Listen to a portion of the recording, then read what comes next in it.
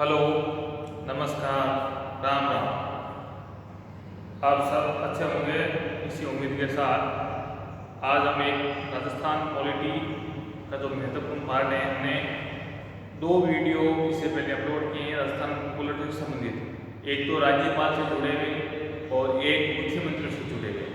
आज हम जो ये वीडियो अपलोड कर रहे हैं, हमारा जो यूट्यूब चैनल है आप सबका स्वागत करते हुए आज हम जो विधानसभा और विधानमंडल क्या होता है, इससे जुड़े हुए कौन कौन से जो महत्वपूर्ण अनुच्छेद हैं उनकी हम चर्चा करेंगे। उसके बाद हम आपके राजस्थान विधानसभा के आज तक कितनी विधानसभाएं, मतलब किस प्रकार विधानसभा कार्यकाल रहा है, कौन अध्यक्ष रहा है, कितने क्या मेंबर किस प्रकार से बढ़े हैं, उन सब की आज हम चर्चा करेंगे। जो जिसको ये क्लास का लेवल इतना अच्छा रखा गया है, इतना अच्छा कंटेंट वेबसाइट से उठा के इतना तैयार किया गया है कि आप किसी भी कंपटीशन की परीक्षा, चाहे वो भारत लेवल में हो चाहे राजस्थान कौन सी परीक्षा हो, सब के अंदर आपके आर से लेकर आपके LDC तक हर एग्जाम के अंदर राजस्थान पॉलिटी का प्रश्न इससे बाहर होगा नहीं। तो आज हम अभी चर्चा कर रहे हैं कि जो विधानमंडल नाम आता है, तो ये आज हम सबसे पहले आपको 3 नामों का कंफ्यूज दूर करेंगे। कई बार आप बुक्स पर पढ़ते हो तो कई जगह विधानमंडल लिखा होता है, कई जगह विधानसभा लिखा होता है और कई जगह विधान परिषद लिखा होता है। तो इन तीनों शब्दों को पहले हम ध्यान से समझेंगे कि ये शब्द क्या है, इनका क्या मतलब है और इनमें अंतर क्या है। तो सबसे पहले ये तो हम आपको पता ही है कि जो संविधान का जो भाग 6 है, जो भाग 6 है वो राज्यों से जुड़ा हुआ है। तो विधानसभा का जो उल्लेख या विधानमंडल का जो उल्लेख किया गया है वो आपके संविधान के भाग 6 के अंदर किया गया है। पहला प्रश्न आपका तैयार हो गया है कि भारतीय संविधान के किस अनुच्छेद में विधानसभा या विधान परिषद या विधानमंडल कुछ भी नाम आने का उल्लेख किया गया है, तो आप क्या बताओगे? भाग 6 के अंदर। कई बार ये प्रश्न आया हुआ है। दूसरा प्रश्न अभी हम देख रहे हैं कि संविधान का जो अनुच्छेद 168 है, संविधान का जो आर्टिकल 168 अनुच्छेद जो 168 है, उसमें ये कहा गया है कि प्रत्येक राज्य के अंदर विधानसभा तो सबके में होगी, जितने भी राज्य हैं, लेकिन कुछ राज्यों में विधानमंडल होगा। विधानमंडल का मतलब ये होता है कि विधानसभा और विधान परिषद जहां दोनों होते हैं उसको बोलते हैं विधानमंडल। यानी आप विधानमंडल का मतलब क्या हो गया कि विधानसभा और प्लस विधान परिषद। कुछ राज्य ऐसे हैं जहाँ विधानसभा भी है और विधान परिषद भी है। जिस प्रकार देश के अंदर क्या है, लोकसभा है, राज्यसभा है, तो उसी प्रकार कई राज्यों के अंदर क्या है कि आपका विधानमंडल है, तो उसमें विधान परिषद भी है और विधानसभा भी है। तो ऐसे कितने राज्य हैं? तो ऐसे आपके 6 राज्य हैं जहाँ विधानसभा भी है और विधान परिषद है। आपको पता होगा विधानसभा के जो मेंबर्स होते हैं वो जनता द्वारा सीधे चुन के आते हैं, और विधान परिषद के जो मेंबर होते हैं वो उनका चयन अप्रत्यक्ष रूप से होता है। अभी हम आगे समझेंगे कि विधान परिषद के जो मेंबर्स होते हैं उनका चयन कैसे होता है। तो अभी हमने 2 प्रश्न देखे कि एक तो विधानसभा का उल्लेख संविधान के किस अनुच्छेद में है, तो अनुच्छेद 168 विधानमंडल का है। विधानसभा नहीं है, विधानमंडल है। विधानमंडल आ रहा है, विधानमंडल में कौन है? विधानसभा भी है और विधान परिषद है, दोनों मिलकर क्या कहलाते हैं? विधानमंडल कहलाते हैं। और विधानमंडल का जो उल्लेख किया गया है वो आपके अनुच्छेद 168 के अंदर किया गया है, भाग 6 है। अब आप हम देखेंगे कि भारत के अंदर ऐसे कितने राज्य हैं जहां पे विधान परिषद का उल्लेख किया गया है। देखो 6 राज्य हैं, यूपी, बिहार, आंध्र प्रदेश, कर्नाटका, महाराष्ट्र और तेलंगाना। तो ऐसे कितने राज्य हैं? ऐसे आपके 6 राज्य हैं। तो इनके नाम भी बहुत जरूरी है। कई बार प्रश्न पूछा गया है कि निम्न में से किस राज्यों के अंदर विधान परिषद नहीं है या किस में है। तो सबसे पहले यूपी, बिहार, आंध्र प्रदेश, कर्नाटक, महाराष्ट्र और तेलंगाना। तो ये प्रश्न है। राजस्थान के अंदर अभी विधान परिषद नहीं है, राजस्थान के अंदर केवल विधानसभा है। तो 6 राज्य ऐसे हो गए जहाँ पे आपके विधान परिषद है। उसके अलावा देखिए कि पहले आपके जम्मू एंड कश्मीर के अंदर भी थी, लेकिन वो समाप्त हो गए। जम्मू कश्मीर राज्य समाप्त कर दिया गया, वहाँ पे केंद्र शासित प्रदेश है। उसको केंद्र शासित प्रदेश बनाया गया 2019 के अंदर। तो उसके बाद वहाँ तो विधान परिषद खत्म हो गई। उसके बाद आपके 6 राज्य बचे हैं। राजस्थान में विधान परिषद नहीं है, लेकिन राजस्थान और असम 2 ऐसे राज्य हैं जिन्होंने अपना यहाँ से प्रस्ताव बनाकर केंद्र सरकार को भेजा हुआ है, संविधान की संसद के अंदर भेजा हुआ है। अगर वो वहाँ से प्रस्ताव पास हो जाएगा तब राजस्थान में विधानसभा बन सकती है, देखो सॉरी विधान परिषद बन सकती है। विधान परिषद बनाने के लिए क्या होता है कि सबसे पहले जो राज्यों की विधानसभा है उनको वहाँ से एक विशेष बहुमत से प्रस्ताव पास करना पड़ता है, और वो जो प्रस्ताव पास होता है वो 2/3 प्रस्ताव होता है। जितने कुल मेंबर होते हैं उसका 2/3 अगर सदस्य मिलकर प्रस्ताव भेजते हैं केंद्र सरकार को, और फिर संसद क्या होती है सामान्य रूप से उसको पास कर देती है, और राष्ट्रपति जैसे हस्ताक्षर करते हैं उस राज्य के अंदर विधान परिषद है वो लागू हो जाती है। तो राजस्थान का अगर भेजा हुआ है तो विधान परिषद के जो मेंबर होते हैं वो जितने विधानसभा सदस्य हैं उनका एक हो सकता है। जैसे राजस्थान के अंदर विधानसभा में 200 MLA है, 200 MLA का अगर एक निकालते हैं 67.2 आता है, तो राजस्थान के अंदर 66.2 आता है, 66 सदस्य अधिकतम हो सकते हैं। अगर आपसे प्रश्न पूछ लें कि राजस्थान के अंदर विधान परिषद होगा तो अधिकतम सदस्य कितने होंगे, 66 होंगे। अब आप देखिए तो 6 राज्यों में अंदर क्या है विधान परिषद है। अब हम अनुच्छेद से समझ आपकी और चर्चा करते हैं कि आपका अनुच्छेद 68 में क्या हो गया, विधानमंडल हो गया। फिर अनुच्छेद 169 में आपके हैं विधान परिषदों का उत्साधन अथवा सर्जन, यानी किसी भी राज्य के अंदर विधानसभा को समाप्त करना है या विधानसभा बनानी है उसकी जो पूरी प्रक्रिया है उसका उल्लेख संविधान के किस अनुच्छेद के अंदर है, 169 के अंदर। तो आपसे ये बता सकता है कि संविधान के किस अनुच्छेद में, किस अनुच्छेद के तहत विधान परिषद का गठन किया जा सकता है या विधान परिषद को समाप्त किया जा सकता है, वो आपका अनुच्छेद है 169। उसके बाद आपका अगला अनुच्छेद आता है अनुच्छेद 170। इसके अंदर आपकी विधानसभा का उल्लेख किया गया है। तो विधानसभा सब राज्यों के अंदर विधानसभा है, सभी राज्यों के अंदर क्या है विधानसभा है, और 2 ऐसे केंद्र शासित प्रदेश भी है, 2 ऐसे केंद्र शासित प्रदेश भी हैं जहां पर विधानसभा है। तो वो कौन कौन से प्रदेश हैं, वो आपके 2 प्रदेश हैं। एक तो आपका दिल्ली हो गया जहाँ 70 विधानसभा सीटें हैं, और उसके अलावा पुडुचेरी है जहाँ पे 30 विधानसभा की सीटें हैं। 2 ऐसे राज्य हैं। और विधानसभा से जुड़ी कुछ चीजें मैं और आपको बता देता हूँ कि तो विधानसभा है उसका जो आपका अनुच्छेद 170 है इसमें ये लिखा हुआ है कि किसी भी राज्य की जो विधानसभा है उसमें जो अधिकतम सदस्य हैं मैक्सिमम सदस्य हैं वो 500 हो सकते हैं। यानी किसी भी राज्य की जो विधानसभा है उसमें अधिकतम मेंबर 500 हो सकते हैं, 500 MLA हो सकते हैं। भारत के किसी भी राज्य के अंदर 500 MLA ज्यादा नहीं हो सकते। अभी तक जो अधिकतम मेंबर है वो आपके यूपी के अंदर है 430। यूपी के अलावा आपके बंगाल में है 294, उसके अलावा बिहार में 288 है, और अभी कर्नाटक में जो चुनाव हो रहा है विधानसभा के, तो ये थोड़ा करंट के हिसाब से आपका प्रश्न बनता है कि हाल ही के अंदर कर्नाटक में चुनाव हुए हैं तो उसमें विधानसभा के चुनाव में विधानसभा सीटें कितनी थी, तो वहाँ पे 225 सीटें,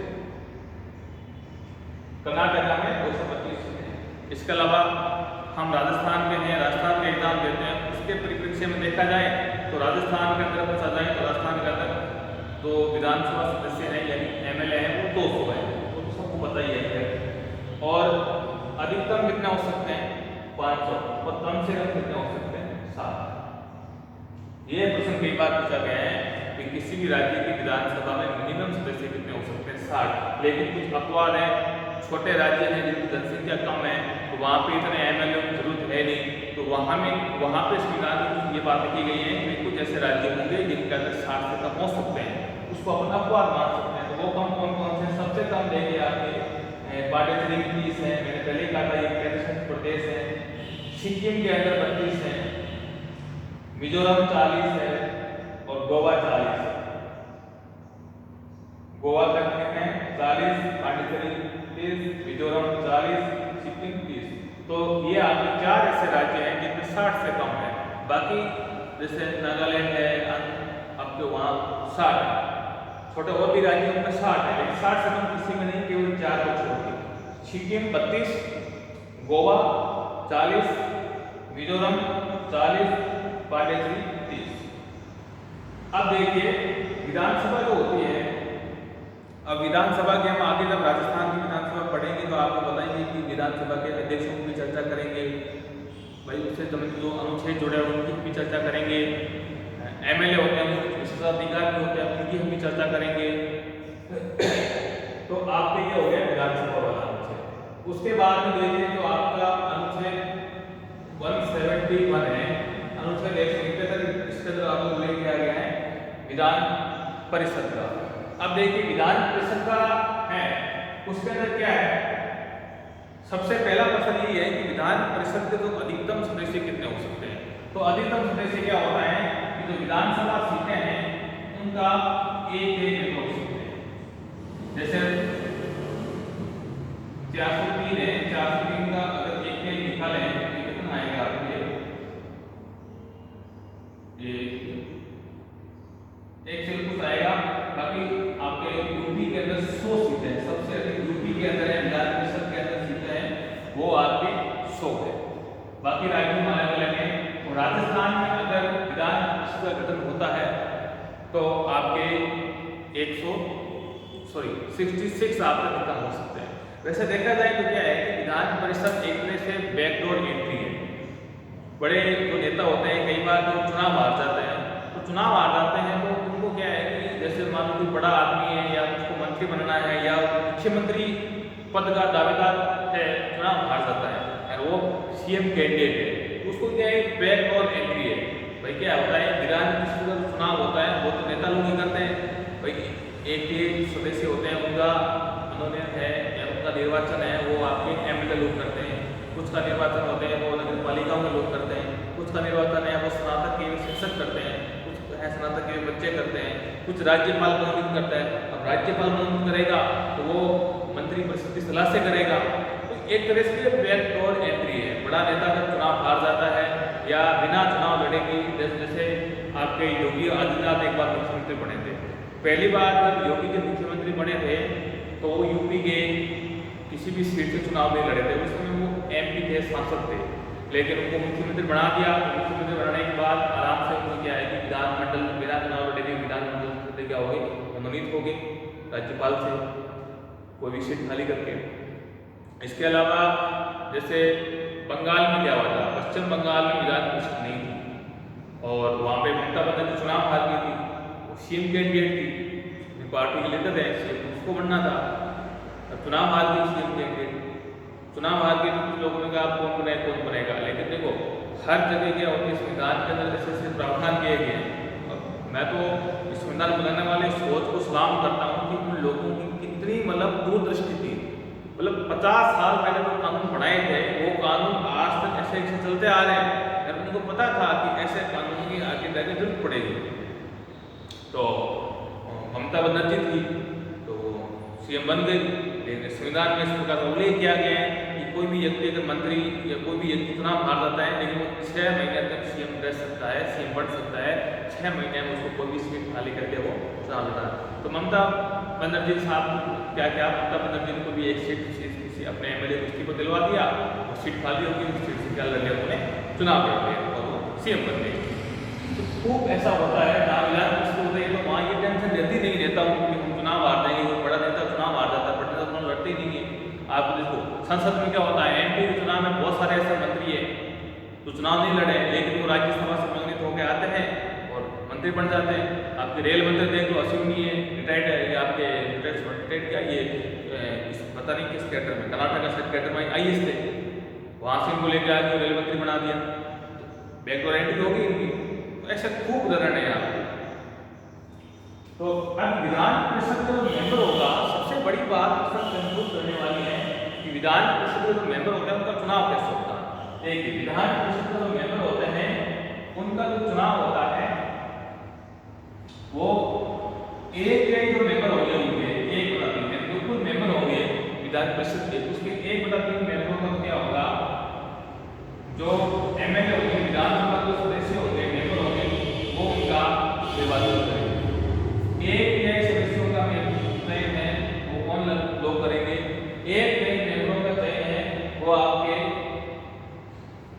नगर पालिका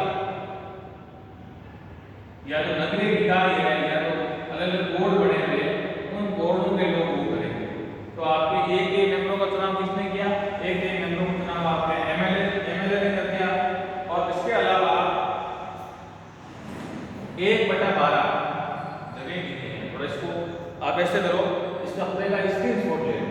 जिसने नहीं लिखा है तो लिखने की जरूरत है, इसको लगे मुझे लिखना है, आज इसका स्क्रीनशॉट ले लो, बाद में लिखना मैं थोड़ा मिटा देता हूँ। तो आप 1 मिनट में दूर हो जाता हूँ और आप अपना आराम से स्क्रीनशॉट ले लो।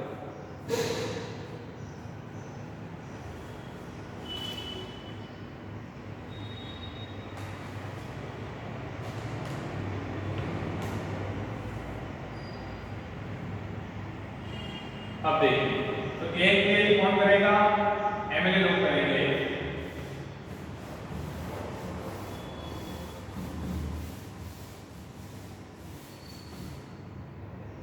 एक के सदस्यों का चुनाव तो जो एमएलए है वो करेंगे, और एक के जो मेंबरों का चुनाव है उनका कौन करेंगे? नगर पालिका जो बोर्ड के लोग हैं वो करेंगे। नगर पालिका और जो निकाय बोर्ड बने उनके जो चुने गए जो मेंबर हैं वो मिलकर चुनाव करेंगे। इसके अलावा आपके 1/12 चुनाव है, जो स्नातक किए हुए लड़के हैं, रजिस्टर्ड हैं, उनकी निर्वाचन नामावली बनी होती है, रजिस्टर्ड हैं, स्नातक किए हुए बच्चे होते हैं वो करते हैं।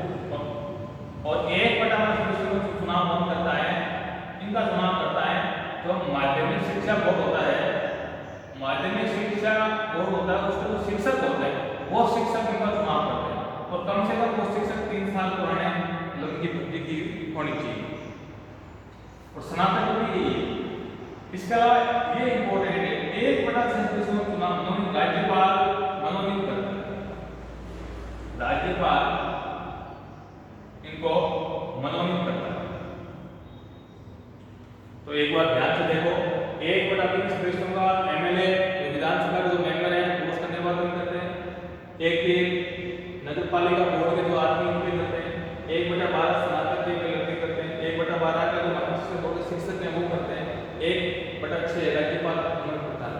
राज्यपाल ऐसे लोगों को मनोनीत करेगा जो समाज सेवा, शिक्षा, सहकारिता, खेल, इन विशेष मामलों में उन्होंने क्या है विशेष ख्याति प्रसिद्ध अर्जित की है। हालांकि ये कहने की बात है, राज्यपाल उन्हीं लोगों को मनोनीत करेगा जिनका आदेश उनको मंत्रिमंडल से मिलेगा। मंत्रिमंडल फाइल भेजेगा कि इन लोगों को आप मनोनीत कर दो, तो कोई करता है। तो ये आपके आप इसका भी स्क्रीनशॉट ले लो।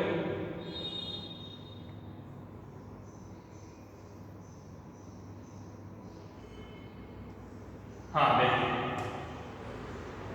इसको मैं मिटा रहा हूँ, स्क्रीनशॉट ले लिया। अब देखिए, थोड़ी सी और चर्चा करें, आरक्षण पे चर्चा करें। बिल्कुल विधानसभा के अंदर आरक्षण दिया गया है, जनरल, एससी और एसटी इनको आरक्षण दिया गया है। ओबीसी को विधानसभा का आरक्षण नहीं है, केवल जनरल, एससी, एसटी को है। तो राजस्थान की अगर हम बात करें कि राजस्थान में जनरल कैटेगरी में ओबीसी वाले जनरल से चुनाव लड़ते हैं, तो जनरल की 141 सीटें हैं राजस्थान के अंदर, एससी की सीटें हैं 34 और एसटी की 25। तो सारी मिलाकर आप लोग दोस्त होंगे। मैं तो महिलाओं को आरक्षण दिया गया अलग से, महिला बिल्कुल चुनाव लड़ सकती है, सामान्य से चुनाव लड़ सकती है, प्रसिद्ध महिला है चुनाव लड़ती है। राजस्थान में 27 महिला एमएलए है, 27 महिला एमएलए है राजस्थान के अंदर, 27 संख्या खूब होती है। और ये आरक्षण होता तो सरपंचों की तरह, सरपंचों में क्या होता है, महिला सरपंच होती है, पोस्ट में नाम लिखा है सरपंच प्रतिनिधि। सरपंच एक हालांकि कुर्सी करते हैं, समाज में देखा जाए तो गलत है, महिला को पूरी करनी चाहिए। एससी है, एससी की 34 सीटें हैं, एसटी की 25 सीटें हैं। ये आपने राजस्थान का है। और इसके अलावा इन जो सीटें हैं, विधानसभा की सीटें फिक्स नहीं है और इनका निर्वाचन क्षेत्र बदलता रहता है। तो इसके लिए क्या होता है, समय समय पर आयोग बनते हैं, परिसीमन आयोग बोलते हैं। अभी 2000 के अंदर राष्ट्रीय परिसीमन आयोग बना है, वो विधानसभाओं की सीमाओं का निर्धारण करता है कि कौन कौन सा क्षेत्र किस किस विधानसभा के क्षेत्रफल में आएगा, कितनी सीटें होंगी, सारा तय कौन करता है, परिसीमन आयोग तक का है। और अभी जो राजस्थान का जो सीटों की जो संख्या है उसमें क्या है कि अपने संविधान के अंदर एक संशोधन किया गया था 42वां, ये 1976 में किया गया था। इसमें यह बात लिखी गई कि सन 2000 तक विधानसभा की सीटें हैं उनमें किसी भी प्रकार का बदलाव नहीं होगा। 42वें संविधान संशोधन 1976 द्वारा यह तय किया गया कि सन 2000 तक विधानसभा की सीटें हैं वो सेम की वैसी रहेगी और वो 1971 की जनसंख्या के आधार पर